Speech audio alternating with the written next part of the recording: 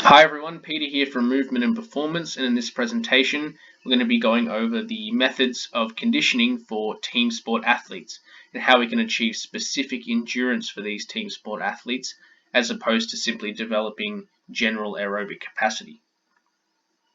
So first we need to understand for the general requirements for team sport athletes and the types of movements that and movement patterns that they go through during a match, and therefore how we can train for that.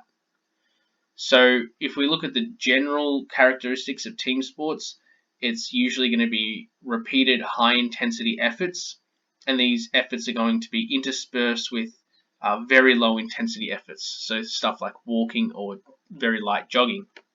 So if we think about a soccer game, they might have a few sprints in a row to get the ball or make a run for a teammate, but that sprint might only last, 5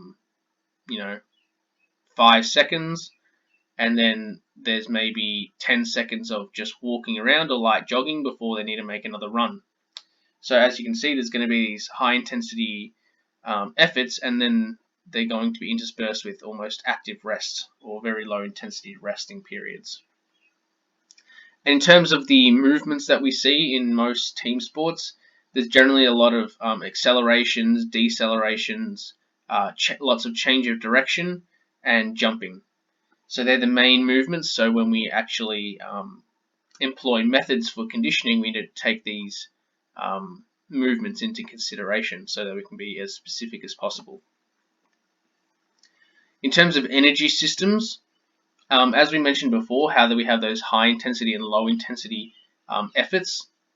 The high intensity efforts are going to be performed at the highest intensity possible, and they're therefore going to be contributed to by the anaerobic energy system. So if we look at this energy system graph, these anaerobic systems, so from the ATP, the creatine phosphate, and the anaerobic glycolytic systems, they're the ones that are going to dominate during those high intensity efforts. Otherwise, if they don't, the efforts they produce are just simply not going to be as sharp and as powerful and as fast as they need to be. And then those low intensity movements, because they're such low intensity, the aerobic systems are going to be dominant during those periods of time. So taking that into consideration, we have sort of those the very high intensity efforts interspersed with the very low intensity efforts.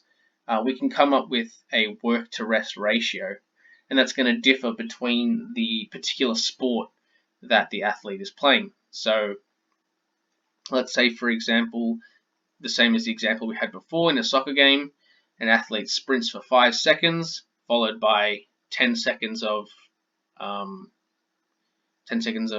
low intensity movement. Then their work to rest ratio is going to be 1 work period to 2 rest periods, which is probably not accurate, but we can use things like GPS data to help us out with this sort of stuff.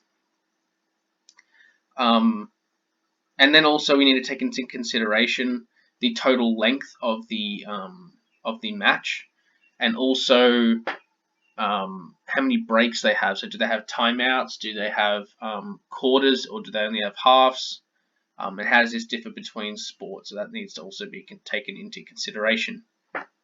So some athletes might actually have more passive recovery than athletes in other sports. So the first method of basically conditioning that we can employ for our team sport athletes is going to be to train our general aerobic capacity. And this is necessary because the aerobic system is what is going to be the system that's going to recover our bodies from those high intensity efforts that the athlete performs.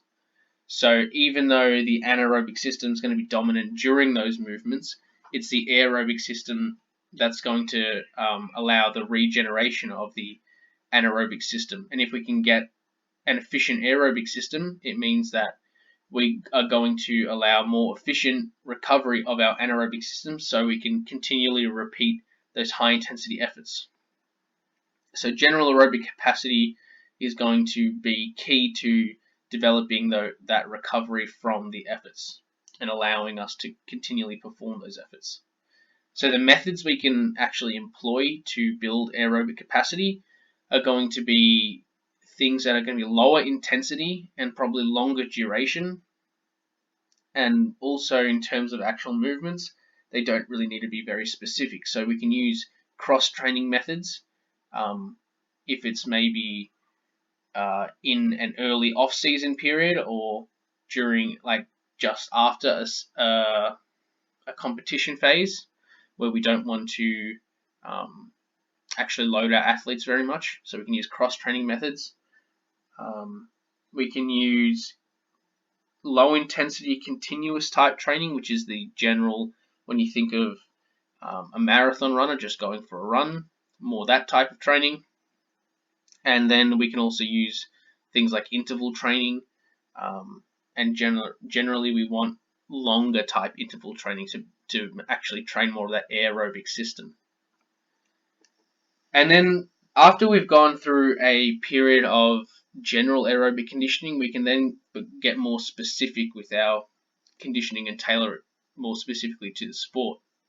So specific conditioning is more talking about what we see in team sports, so repeat high intensity efforts, where we use the anaerobic systems to perform the high intensity efforts, but then the aerobic systems are used to recover from these efforts. So this is where the methods get more specific, and we employ things like short interval training at very high intensities, so repeat type sprint training, and then we want to employ specific work to rest ratios depending on the particular sport that we're playing. And a good way to actually kill two birds with one stone in terms of technical training and conditioning is to use things like small-sided games or particular drills for the specific sport. And this can be sort of consulted with the staff in charge of fitness training, or in terms of the conditioning, and the technical staff that are responsible for the sport-specific technical work.